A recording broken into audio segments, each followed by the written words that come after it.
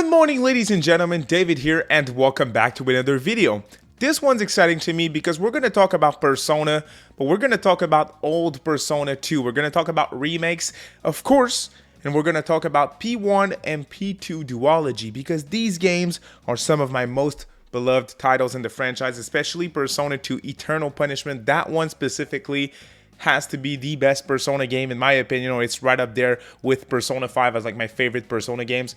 P2, I'm cheating a little bit. I'm going to do Eternal Punishment and Innocent Sin as my favorites, but definitely Eternal Punishment for sure. Persona 1, not a bad game at all, especially if you play it on PSP. It's easier to go back to and all that stuff.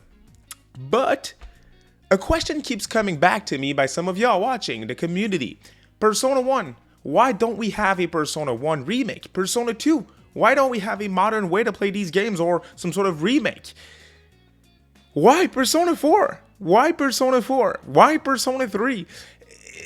I want to talk about that. I want to talk about the truth about Persona remakes. And if you're a Persona 1 and 2 fan, I'm just going to say it right away before I deep dive into my explanation and the whole research that I did. Persona 1 and 2 getting re-releases or remakes is not a matter of if, it's a matter of when, in my opinion. So I hope that reassures you guys, and I'm gonna go and dive deep into why right freaking now. Let's go. So the one thing that I want to start with is why Persona 3 Reload, why Persona 4 Revival, and why these two games to get the remake treatment first. For a lot of reasons, y'all. But the first and easiest reason to come up with: when did Persona blow up? 5. Persona 5 did this. Persona 5 made Persona blow up. In terms of popularity, Persona 5, if you look at it, you put it next to this game, and you don't tell me that this is a Persona game, very different game. Different structure, no calendar system, no social links, very different style, not the aesthetic that we're used to with modern Persona. Unrecognizable to a modern Persona fan. Same thing for Persona 2, y'all. Same freaking thing. I think one's worse though. I think in that sense, Persona 1 first-person dungeon crawler and everything, ooh, very, very different, especially if you go back to this version and not the PSP version that I just showed y'all. Persona 3, Persona 4, they look like Persona 5. They sound like Persona 5. They play like Persona 5. They have all the pillar elements, gameplay features that I mentioned that fans, or at least that Persona fans, want in a Persona game. Not these games. All of that to say, Persona 3, Persona 4 remakes are guaranteed success in terms of sales. They are easier sales as well. And they are easier to remake because you don't need to restructure the whole thing if you decide to go the remake route. And that's what we're focusing on today.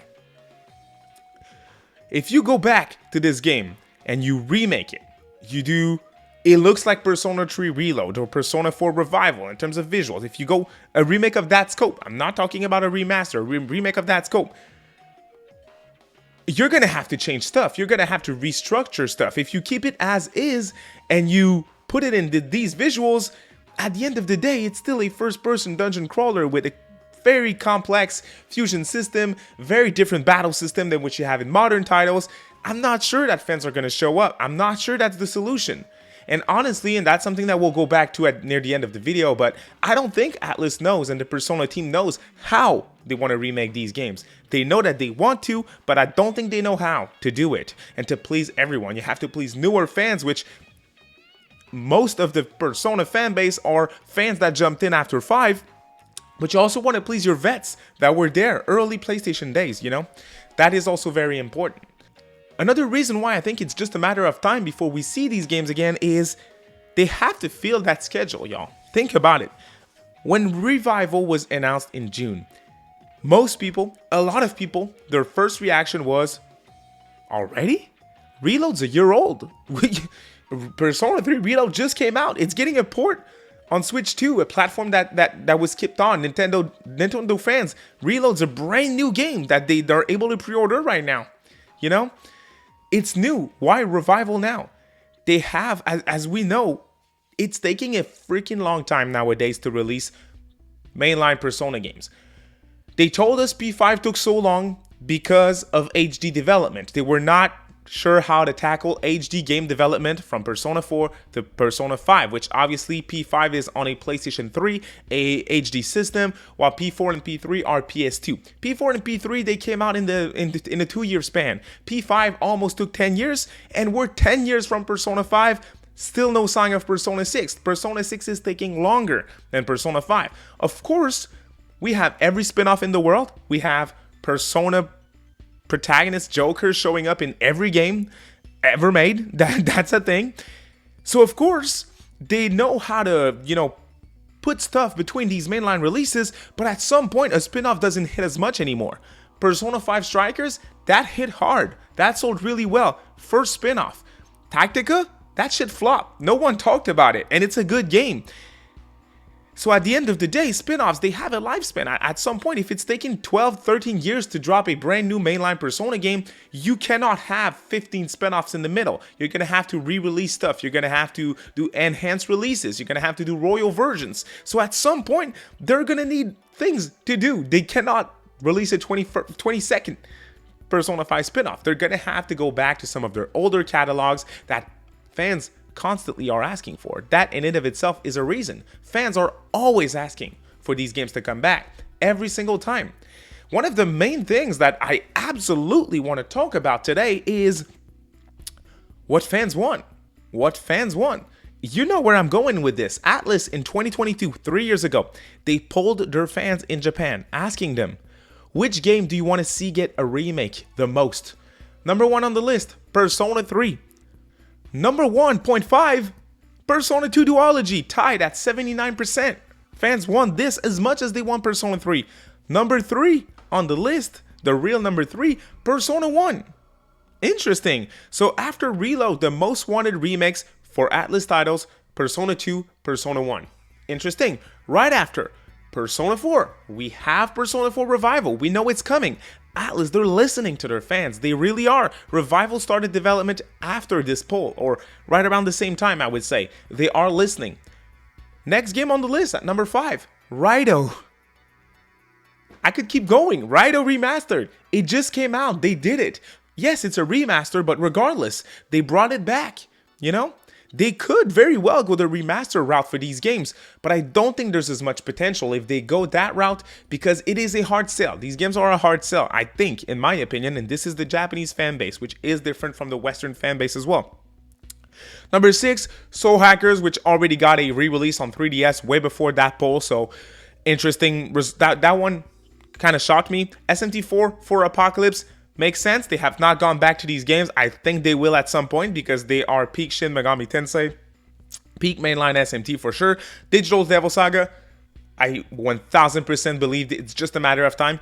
And number 10, Etrian Odyssey, which got the same treatment with Etrian Odyssey Origins Collections in 2023 remaster treatment. So all of that to say, on that list, they did Persona 3, they did Persona 4, they did RAIDOU, they did Etrian, and they definitely are going to do SMT4 and Digital Devil Saga at some point. I think these ones are certainly happening. Soul Hackers, I wouldn't expect much for that one, in my opinion. And again, Persona 2 duology and Persona 1, I'm here to tell you guys that I definitely think it's going to happen. I want to go back to an interview from early 2024, a great interview by GameSpot with Persona 3 Reload producer Kazuhisa Wada, and he was asked some very interesting questions in that specific interview. All my sources are linked in the video description, so check that out for yourself if you're interested. But the first question that I wanted to bring back here today is, what is the most challenging aspect of remaking a game nearly 20 years later? And he replied with, quote, "The most difficult task was to create a production structure and get the project drafted and improved.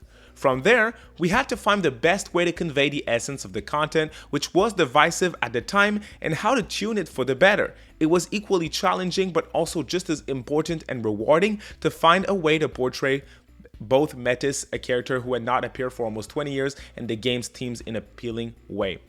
And clearly this is focusing on Persona 3 Reload and the Answer episode Aegis, because this interview came out when they announced the expansion. And what I want to get at here is he is saying some very important stuff. Recall what I said early in the video. Persona 3, yes, as he's saying, has different mechanics, has a different essence. They have content that was divisive because of how it is, and they don't know how fans are going to react to that in modern days. Interesting, and I understand what he's saying, but that's Persona 3, y'all. Crazy. Persona 3, a game with social links, a game with a calendar system, a game with the one more combat system. I'm talking here about a game that has a first-person dungeon crawler mechanic in there. A game that doesn't have the same combat system at all, that doesn't have the same fusion system, that is completely different, but shares the name. I think the reason why it's taking so long for us to see P1 and P2 get the remaster or remake treatment is because they want to do it, but they don't know how to do it. And the second question from that interview that I want to bring back is, they confirmed that they want to do it. The question is, as Persona 3 Reload wraps up, are there any plans to remake Persona 1 and 2? And the reply was, quote, "It's not on my schedule right now. I would like to do it someday." Here's your confirmation. ATLUS and WADA, they want to do Persona 1 and 2, but they don't know how. That's why it's taking so long. And for all the reasons that I mentioned today, if I want to briefly recap everything, P1 and 4, it's a matter of time because, again, Reload sold extremely well. Revival's going to sell extremely well. There is constant fan demands for these games. Fans cannot play these games except if they have a 20-year-old system with the PlayStation Portable or emulation. They have no official way to give you money for these games in 2025, and that is a problem. The more time advances, the longer it takes for y'all to give me a mainline game. So at this point, if you want to have the yearly Persona game releases, which they say they want to have, you're going to need releases. And old games to be brought back is one of the good reasons as well why it's going to happen, you know? I hope you guys enjoyed this video. That was me researching the subject a little bit more. I like to talk about Persona 1 and 2, and I don't do it often enough on the channel. But hey, ATLUS, they don't even acknowledge them most of the time. So at this point, I have to find, you know, my own reasons to talk about these games. So I hope you guys enjoyed it. What do you think at this point? Persona 1, Persona 2 remakes, are we going to see this? When are we going to see this? That is another thing that I don't necessarily want to speculate on at the moment, but I definitely think that at some point, we're going to be able to play these games on modern hardware, and I think it's going to be in the remake way for sure. Thanks for watching, y'all. Have a good day. Bye.